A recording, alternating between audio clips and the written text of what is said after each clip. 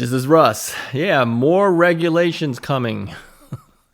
The last video I talked about California trying to regulate things for kids on e-bikes, getting them a little bit of education if they didn't have a driver's license, that type of thing, that, they needed more education. I was in favor of that because I figured, any type of education, how to keep people safe while riding an e-bike is a good thing, okay?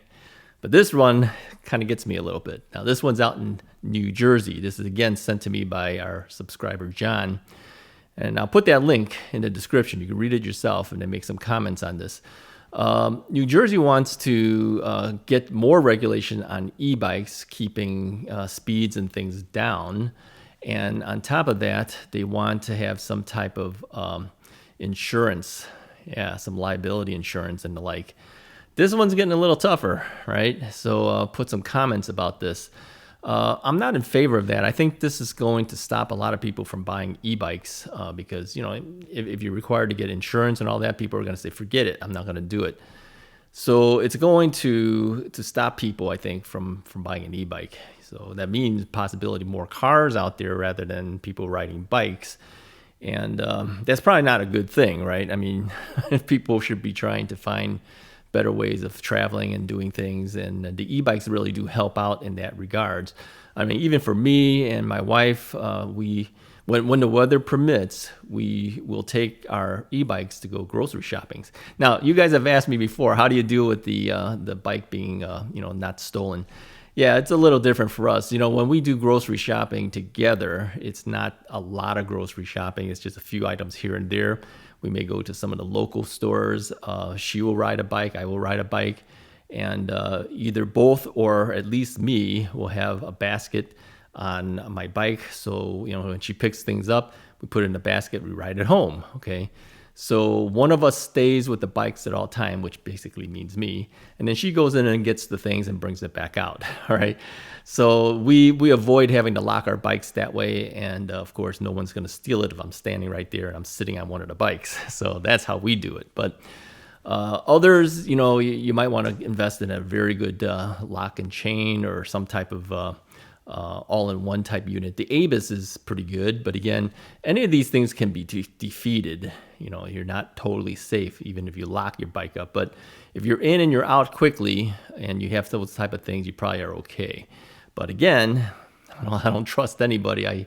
I stay with my bikes. So anyway, comment below what you think about this new regulation. Read the article, okay? I'll put the link there for you.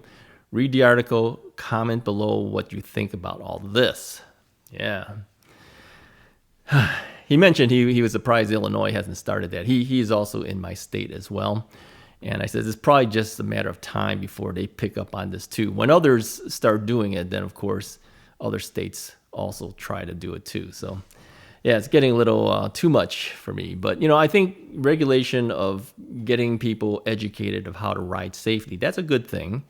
But when you're asking me to have to get extra insurance, and they mentioned in the article too that they'll give the police the right to spot check to see if people are going to the speeds they need to be going. Okay, well, that also means too, how will they spot check? Will they be able to somehow check to see if a Class 2 bike is actually doing Class 2 and that you didn't change the bike so that it can do 28 miles an hour instead of 20 miles an hour? Basically, that's all of my bikes.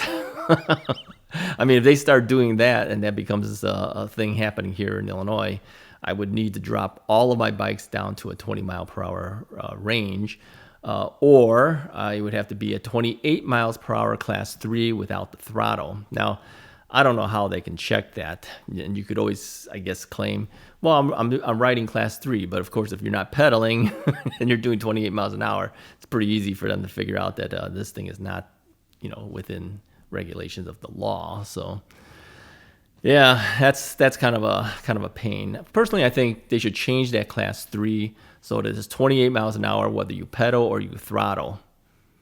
I mean, if they're going to give us some type of classification, make it so that you can throttle to 28 too. I mean, really, sometimes people need to go a little bit quicker. They're allowing it as a Class 3 that you can go quicker with the motor helping you to do that, but sometimes people can't pedal. I mean, you got guys like me who have knee problems. Some people have hip problems. They may need to do the 28 miles per hour, to be a little quicker as they're on the road, but maybe they can't pedal it. So why are you making that difficult for those who have physical handicaps that they can't do that 28, but it allows the people who don't have the physical handicap to do 28? Think about that.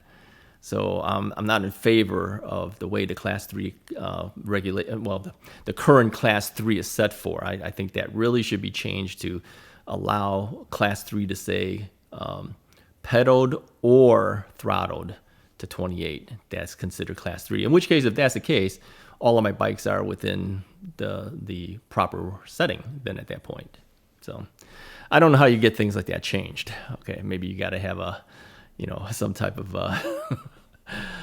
guy out in Washington or something like that to get them to change the law of that. So won't be me. I'm not heading out to Washington, D.C. and lobby that. But I would like to see that changed, quite frankly. So anyway, that's all I have for you guys today. I just wanted to at least bring this up to you, let you see that article and see what you think about it. Put comments on this one. Yeah, this one's going to affect everybody, quite frankly. It's just a matter of time, I think. So if this thing passes, other states are going to pass that too. And while they're dealing with the law, they should make it so that we can roll through stop signs. But that, they're not going to do that. All these regulations are coming in like, restricting you. Do you think they're going to not restrict us for the stop sign thing? No. I mean, some states you can roll past it.